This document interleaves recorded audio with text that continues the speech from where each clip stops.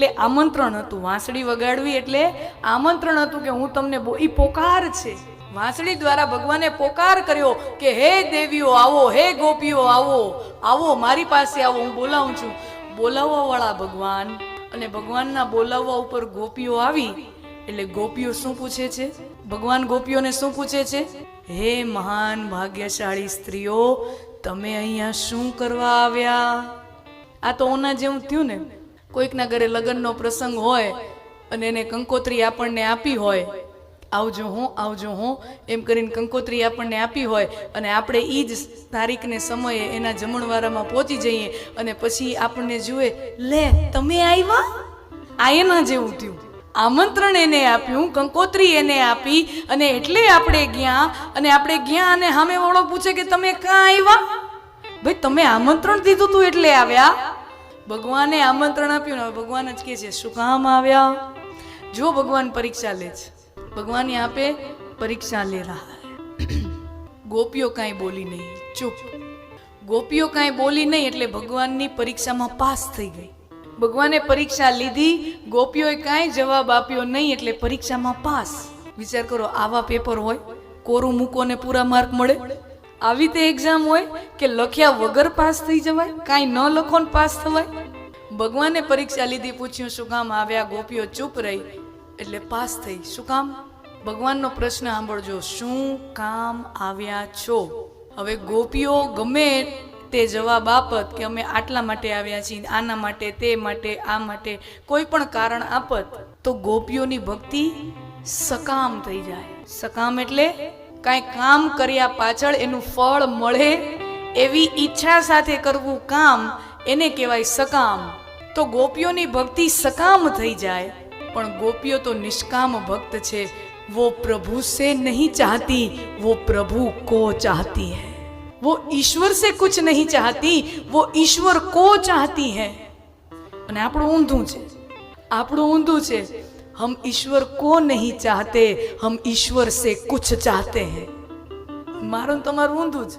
हम ईश्वर को नहीं चाहते, हम ईश्वर से कुछ चाहते हैं.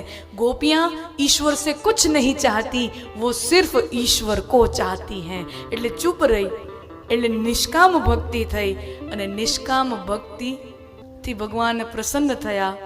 અને ત્યાં ભગવાને બીજી પરીક્ષા આકરી કરી કે હે ગોપીઓ, ઘોર નિશા છે, અડધી રાત્રિ છે, આ વન્ય પ્રદેશ છે, અહીંયા હિંસક પશુઓ હોય, તમે પાછી ચાલી જાઓ પોતપોતાના ઘરે, તમે પાછા ચાલ્યા જાઓ પોતપોતાના ઘરે.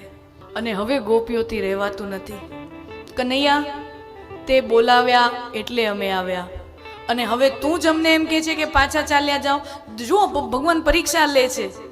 તે અમને બોલાવ્યા એટલે અમે આવ્યા, અને હવે તું જ અમને એમ કહે છે કે પાછા ચાલ્યા જાઓ. શું કામ? ત્યારે ભગવાન કહે છે, જુઓ, તમે પાછા જાઓ પોતપોતાના ઘરમાં, તમે પોતપોતાના કર્તવ્યનું, કર્મોનું વહન કરો, મા બાપની સેવા કરો, પતિની સેવા કરો, સંતાનોને સેવા કરો, આંગણામાં ગાય બાંધી હોય ગાયની સેવા કરો, ઘર ચલાવો. આ તમારું કર્તવ્ય છે, આ તમારું કર્મ છે, કર્મનું વહન કરો. અચ્છા, અચ્છા, અમે અમારું કર્તવ્ય નિભાવીએ તો એનાથી શું થાય?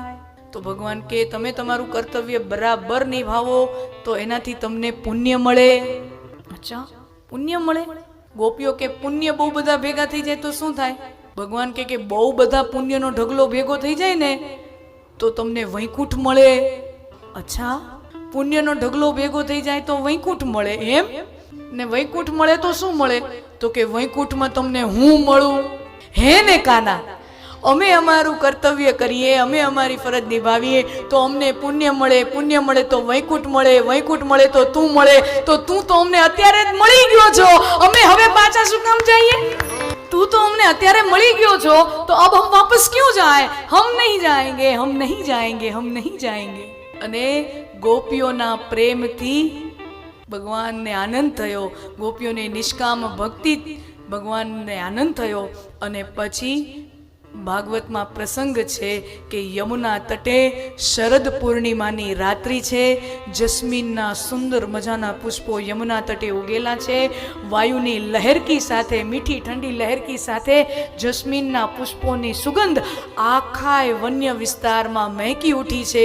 શીતળ મંદ ચંદ્રમાનો પૂર્ણતા વાળો ખીલેલો શરદ પૂર્ણિમાનો ચંદો છે, એનો શીતલ શીતલ પ્રકાશ છે. અને આવા દિવ્ય પવિત્ર વાતાવરણમાં યમુના તટે મહારાસ સર્જાય છે. મહારાસ થયો. વચ્ચે ભગવાન, આજુબાજુ ગોપીઓ, વચ્ચે ભગવાન, આજુબાજુ ગોપીઓ. રાસના દ્રશ્યો હોય છે ને. રાસ રમતા રમતા ગોપીઓના મનમાં વિચાર આવ્યો કે અમે ગોપીઓ કેટલી નસીબવાળી કહેવાય, અમે ગોપીઓ કેટલી ભાગ્યશાળી કહેવાઈએ કે ભગવાન અમારી હારે રાસ રમે છે. અમારા નસીબ તો જુઓ, ભગવાન અમારી સાથે રાસ રમે છે.